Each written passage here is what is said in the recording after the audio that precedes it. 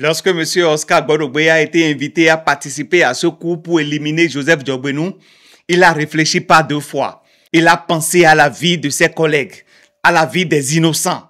Mais lorsque Joseph Diogbenou validait des lois à la Cour constitutionnelle, ces lois qui ont entraîné la mort des gens à Kadiaou, à Tchaourou, à Savé, est-ce que lui, il a pensé à la vie des innocents? Il s'agissait d'empêcher l'exclusion électorale de 2019 en éliminant Joseph Diogbenou, considéré comme le bras droit du président Talon, avec qui il avait verrouillé tout le processus électoral. Oui, vous m'avez bien entendu. L'objectif, c'était d'éliminer le professeur Joseph Diogbenou. Le soldat ne pouvait pas dire non, de peur de ne jamais rentrer vivant.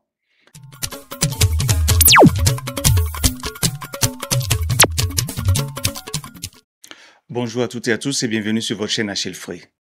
Il fut un temps, passé lointain, où la Cour constitutionnelle du Bénin incarnait la justice, la vérité et l'équilibre des pouvoirs. Une institution respectée, crainte même parce qu'elle disait le droit. Rien que le droit.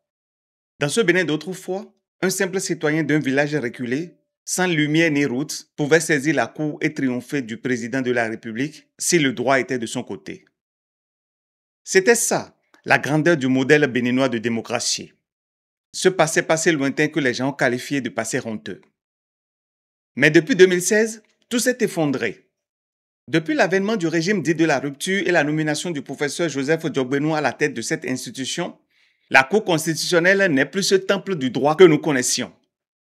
Elle est devenue le bras juridique du pouvoir, le cachet institutionnel des désirs présidentiels. On a vu, avec stupeur, des juristes respectés, d'éminents professeurs de droit, troquer leurs convictions contre la reconnaissance de celui qui les a nommés.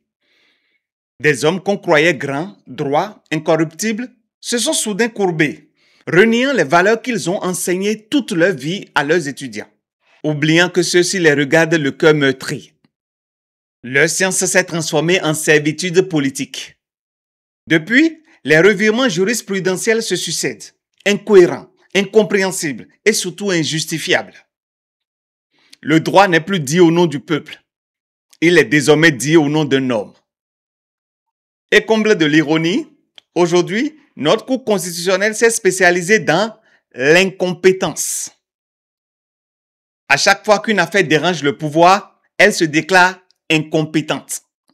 Un citoyen saisit la Cour pour dénoncer une violation de ses droits, incompétente.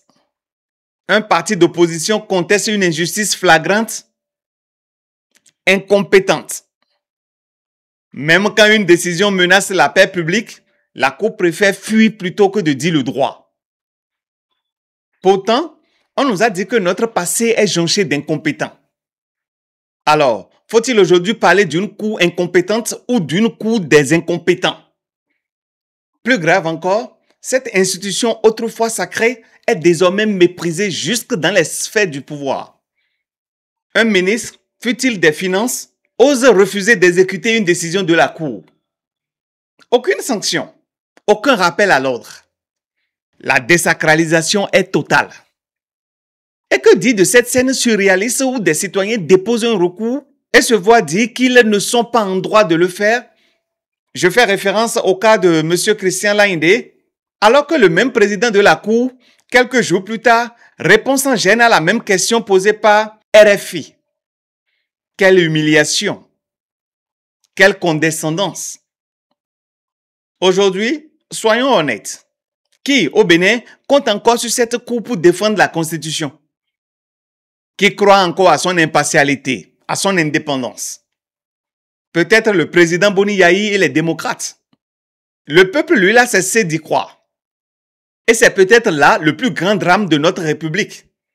Car quand la Cour constitutionnelle devient l'instrument du pouvoir exécutif, quand les juges constitutionnels se mettent au service d'un clan, ce n'est pas seulement la justice qui meurt, c'est la République elle-même qui s'effondre. Le Bénin a longtemps été cité en exemple. Aujourd'hui, il a fallu que Talon vienne au pouvoir pour qu'il devienne un cas d'école de ce qu'il ne faut jamais faire. Soumettre les institutions à la volonté d'un homme. Voici un cas flagrant qui illustre parfaitement la dérive de nos institutions sous le régime de Patrice Talon et son bras droit d'alors Joseph Diogbenou. Ce professeur qui pense que gouverner, c'est exclure, c'est discriminer, après avoir été l'homme de la ruse et de la rage. Je vous raconte les faits. En 2019, Oscar Z. Gbadogbe, soldat de première classe matricule 3369, était en service de renfort à la Cour constitutionnelle, alors présidée par le professeur Joseph Diogbenu. Un jour, l'un de ses supérieurs hiérarchiques, un commandant des forces armées béninoises, dont je préfère taire le nom ici, l'a discrètement convoqué à Ouidah. Là-bas, le sujet de la rencontre était glaçant. Il s'agissait d'empêcher l'exclusion électorale de 2019 en éliminant Joseph Diogbenu, considéré comme le bras droit du président Talon, avec qui il avait verrouillé tout le processus électoral. Oui, vous m'avez bien entendu. L'objectif, c'était d'éliminer le professeur Joseph Diogbenu. Pris au piège de cette proposition macabre, le soldat ne pouvait pas dire non, de peur de ne jamais rentrer vivant. Car désormais, il savait trop de choses. Il a feint d'accepter, c'est-à-dire il a fait semblant d'accepter la proposition. Alors, le commandant lui a offert un téléphone pour communiquer et une somme d'argent pour mettre sa famille à l'abri au Nigeria. Mais le soldat Gbadogbe, refusant de se compromettre, a préféré cacher sa famille ailleurs. Il a surtout réfléchi aux conséquences. Des camarades allaient mourir inutilement en cas de riposte. Il ne voulait pas avoir la mort d'innocents sur sa conscience. Lui au moins en son temps, ce simple soldat Gbadogbe avait pensé à la vie de ses compatriotes. Il avait pensé aux soldats, à ses camarades, à ses frères d'armes qui allaient tomber si jamais il acceptait de participer à ce coup. Lui au moins avait une conscience. Ne sachant à qui faire confiance dans une armée peut-être infiltrée, il a pris le risque de se confier directement au directeur du cabinet de Diogbenu, M. Kenom, à qui il a tout raconté, preuve à l'appui. Ce dernier l'a conduit devant Joseph Diogbenu lui-même. Pour les besoins de l'enquête, la BEF, la Brigade économique et financière, a déposé ses téléphones au tribunal. Mais au lieu de protéger le soldat courageux qui venait de déjouer un complot d'État, le général Runokwe, lors de l'arrestation des commanditaires du coup, leur a montré M. Oscar Gbadogbe comme celui qui les avait dénoncés, le livrant ainsi à la vengeance de ses supérieurs. Le commandant en question a bien été condamné et emprisonné, mais libéré 2 ans plus tard, puis envoyé en mission extérieure au Mali en 2021. Une sorte de promotion déguisée. Pendant ce temps, le soldat Oscar Gbadogbe, menacé, a multiplié les démarches pour obtenir protection. En vain. Il a alors sollicité un congé de 2 semaines, puis a fui pour sauver sa vie. Et vous savez quoi? Sans qu'aucune procédure judiciaire ne soit ouverte contre lui, sans même avoir été recherché, il a été radié de l'armée. Il a alors saisi la Cour constitutionnelle pour demander sa réintégration. Et là, sans surprise, notre chère Cour, si prompte à se dire gardienne des droits fondamentaux, par la décision DCC 24-097 du 6 juin 2024, s'est déclarée incompétente. J'espère que cela ne vous étonne pas. Pire encore, Joseph Diogbenu lui-même, à qui il a pourtant sauvé la vie, lui Diogbenu qui avait promis d'intervenir pour rétablir le soldat Oscar Gbadogbe dans ses fonctions, 2 ans plus tard en 2023, lui a donné rendez-vous avant de refuser de le recevoir. À la place, il a demandé à son comptable de lui remettre une enveloppe de 300 000 francs CFA. Voilà comment on remercie un patriote qui a risqué sa vie pour éviter le chaos. Depuis, cet homme a tout perdu. Lui et sa famille vivent dans la rue, sans abri, oubliés de tous. Il a même sollicité en son temps le général Soumaïla Yaya, alors directeur général de la police, et le colonel Dagnon Poueton, aide du camp du président de la République. Tous ont promis, mais personne n'a agi. Pire encore, ces téléphones saisis depuis 2019 pour des besoins d'enquête n'ont jamais été restitués et son avocat, maître Abouta Fidel, censé le défendre, ne lui a offert qu'un service minimal à la limite de la trahison. Alors, face à tout cela, une question s'impose. Quand la justice d'un pays choisit de protéger les puissants plutôt que les justes, quand la Cour constitutionnelle devient l'abri des injustices, faut-il encore parler d'une cour? Lorsque M. Oscar Gbadogbe a été invité à participer à ce coup pour éliminer Joseph Diogbenou, il a réfléchi pas deux fois. Il a pensé à la vie de ses collègues, à la vie des innocents. Mais lorsque Joseph Diogbenou validait des lois à la Cour constitutionnelle, ces lois qui ont entraîné la mort des gens à Kadiaou, à Tchaourou, à Savé, est-ce que lui, il a pensé à la vie des innocents? De grâce, rendez à M. Oscar Gbadogbe ses téléphones. Rendez-lui ses 4 téléphones.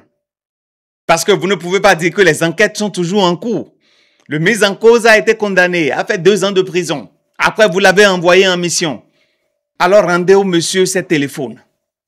C'est le moins que vous pouvez faire. Il en a besoin. C'est sa propriété. Pour conclure ma vidéo du jour, je voudrais m'adresser personnellement à l'ancien président de la République du Bénin, M. Boni Yayi. Monsieur le Président, vous avez récemment saisi la Cour constitutionnelle, cette même institution en laquelle, semble-t-il, vous êtes encore l'un des rares à garder confiance. Vous avez été récemment convoqué à la police judiciaire, de même que le duo candidat de votre parti, les démocrates, M. Renaud Agbodjo et son colistier Jules Lodjou. Et dans la foulée, vous avez eu un tête-à-tête avec le président Patrice Talon. Un entretien dont, jusqu'à présent, rien n'a filtré. Je vais d'abord commencer par vous remercier sincèrement pour les efforts de paix que vous continuez de faire. Mais comme le dit souvent un ami, même quand on pleure, on voit. Si malgré tout ce que vous avez vécu, vous avez choisi de continuer de faire confiance à celui qui, pendant 2 mandats, a dribblé la République et vous avec, c'est votre choix. Personne ne peut vous empêcher de faire les choix que vous croyez justes pour vous. Mais de grâce, Monsieur le Président, avec tout le respect que nous vous devons, il y a une limite que le peuple béninois n'acceptera jamais de franchir. Celle d'une élection arrangée entre Wadaï et Paul Rompé. Nous avons déjà connu le vol organisé de 2021 avec le parti orangé, créé dans la foulée. Cela ne doit plus jamais se reproduire. Certes, Wadaï et Rompé sont des citoyens béninois, jouissant de leurs droits civiques. Mais dans une république, une élection présidentielle où l'on n'aura que 2 candidats, l'un imposé par la mouvance et l'autre fabriqué de toutes pièces pour donner l'illusion du pluralisme, ce n'est pas une élection. Comme le dit l'ancien président Laurent Gbagbo de la Côte d'Ivoire, c'est un coup d'État. C'est une mascarade. Monsieur le président Boni Yayi, je ne sais pas ce que le président Patrice Talon détient contre vous pour vous pousser à accepter ces règles. Mais ce que je sais, c'est que le Bénin n'est la propriété privée de personne. Ni vous, ni lui n'avez le droit d'imposer votre arrangement au peuple. Séparer le conflit Yayi Boni Talon du conflit Talon et le peuple. J'ai écrit ça. Pour s'opposer Yeko Talon quoi? À quoi opposer Yeko Talon quoi? Pouvoir de Yayi Boni Pedro. Pour faire de nous tentative de rumeur de. Il y a d'autres problèmes. Où bon nous contre Talon. Donc nous devons tout. Bon Yayi Boni pour bâton les contre Talon donc nous devons tout. Tu n'as pas Yayi Boni au na no quoi pour contre Talon. Nous doit dire un brado. Ni ma dire un bodo a. Ni nado. Intérêt général, valeur, ouais. Yayi Boni Kanado, Sodeco, PVI, Nedo. Mais c'est puis le quoi? Il faut séparer. Parce que si vous ne séparez pas, le jour où Talon et Yayi vont se réconcilier, on va croire que Talon et le peuple se sont réconciliés. Or, c'est faux. Le peuple béninois reste souverain et la constitution du 11 décembre 1990 lui reconnaît un droit sacré, le droit à la désobéissance populaire. Alors, soit nous avons des élections libres, transparentes et inclusives auxquelles tout le monde peut participer, soit il n'y a pas d'élection du tout. Il n'y aura jamais d'élection entre Wadaï et Rompé. Uniquement. Non, pas ici. Il ne s'agit pas d'une élection de famille. Il s'agit d'une élection présidentielle. Et si on doit encore nous imposer un duel truqué entre Wadaï et Rompé, autant utiliser cet argent pour donner de l'eau potable aux populations qui en manquent cruellement. Et pour ceux qui me demandent dans les commentaires, Achille, que faut-il faire? Je vous réponds ceci. Le moment est venu pour ceux qui prônent la résistance de se lever, de parler plus haut, plus fort. Et nous, le peuple conscient, nous serons debout derrière eux pour barrer la route à cette forfaiture que Talon veut nous imposer. Cette jeunesse a besoin d'un leader. On a besoin que quelqu'un se mette devant. Ils sont où maintenant? En 2023, les gens disent qu'ils iront aux élections. Je dis, vous n'irez pas aux élections si vous n'entrez pas en compromission et que le dictateur vous accepte. Vous avez suivi la suite?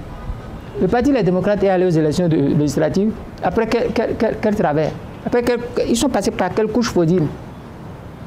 C'est la même chose. En 2026, vous croyez que ce qui s'est passé en 2019, 2020, 2021, 2023 sera différent en 2026, alors que 2026, c'est la tontine, c'est le ramassage de tout ce qui a été fait. C'est à ce moment-là que Talon va dire aller aux élections. Et qui va ramasser cette tontine là? C'est la tontine de qui? Madame, en 2026, les élections vont se dérouler exactement comme ce qui s'est passé en 2019, 2020, 2021 et 2023. Pour que vous cessiez d'en douter, d'où est venue la question de Jeune Afrique? Qui dit, est-ce que vous n'allez pas voir une entente avec Yahi Boni pour avoir un candidat commun? D'où est venue cette question? Vous croyez que cette question est venue comme ça du journaliste de Jeune Afrique? Je connais Patrice Talon. Nous sommes entrés dans une diversion grandeur nature. Maintenant qu'on les divertit, on les a distraits par le fichier, on revient sur le code et on change le code. En changeant le code, on crée un nouveau problème, une nouvelle difficulté dans laquelle ils sont tombés bêtement comme des enfants. La difficulté des 20%, la difficulté des 15% et la difficulté des 3/5. Aujourd'hui, là, Patrice Talon dit, on ne parlera plus de ces difficultés. Mais moi, là, fichier électoral, vous voulez non? Je finance. Le débat du Bénin n'est pas le fichier électoral. Le débat du Bénin, madame, c'est le code électoral, c'est les élections inclusives. Le reste, c'est de voir l'inconséquence de ceux qui s'appellent opposition et les pousser à comprendre la seule voie d'issue pour elles. La seule voie, c'est le large rassemblement consensuel de tout le monde contre ce système. Et ce large rassemblement n'est pas la compromission. Et s'ils rentrent dans la compromission, ils vont couler. Et personne, moi je n'irai pas à leur secours. Si Talon est en train de les déstabiliser, je viendrai les achever. Et à vous, mes frères et sœurs qui êtes en exil, chers compatriotes, je crois que vous ferez mieux de laisser vos querelles de leadership. Vous ferez mieux de vous unir, puisque c'est le moment d'agir. Ne croisez plus les bras. Rappelez-vous, celui qui vous a chassé n'a jamais attendu. Quand lui il était en exil, il n'a pas perdu de temps. Il avait acheté des députés. Des députés étaient à sa solde. Il contrôlait les ministres du président Boni Yahi. Des députés ont même avoué devant caméra qu'ils ont reçu plus de 400 millions de francs CFA. Il a financé des grèves, des syndicalistes. Il a bloqué des fonds pour son propre pays. Le Millennium Challenge Account. Il a tout fait pour revenir. Alors, ne vous habituez pas à l'exil comme une fatalité. Si vous voulez revoir vos familles un jour, si vous voulez sauver votre terre, mobilisez tout ce que vous avez, vos voix, vos contacts, vos moyens. Puisque la mascarade qui se prépare peut vous condamner à un exil éternel. Je sais que vous ne l'ignorez pas. Wadaï ou Ronkpe à la commande, c'est toujours Patrice Talon qui dirige le Bénin. Alors c'est le moment ou jamais de vous lever, de vous battre. Maintenant. Parce que si nous laissons passer, nous serons bientôt pires que le Togo, la Côte d'Ivoire et le Cameroun réunis. Et à ceux de mes compatriotes qui, pour quelques kilomètres de route, sont prêts à vendre leur âme, sont devenus insensibles à la douleur, à la souffrance de leurs compatriotes, je dis ceci. Chacun choisit sa dignité. Mais nous, notre choix est clair. Nous préférons mourir debout que de vivre à genoux. Je conclus tout simplement en disant que la Cour constitutionnelle béninoise n'est plus un rempart de la démocratie que nous admirions. Sous le régime de Patrice Talon, elle a perdu sa dignité, son autorité et sa neutralité. Elle s'est faite l'écho d'une seule voix, celle du pouvoir. Mais les peuples tôt ou tard finissent toujours par se relever. Et le jour où le Bénin retrouvera sa grandeur, l'histoire se souviendra de ceux qui ont sacrifié la justice sur l'autel de la loyauté politique. Merci d'être resté jusqu'à la fin et la lutte continue. À très bientôt. Ciao.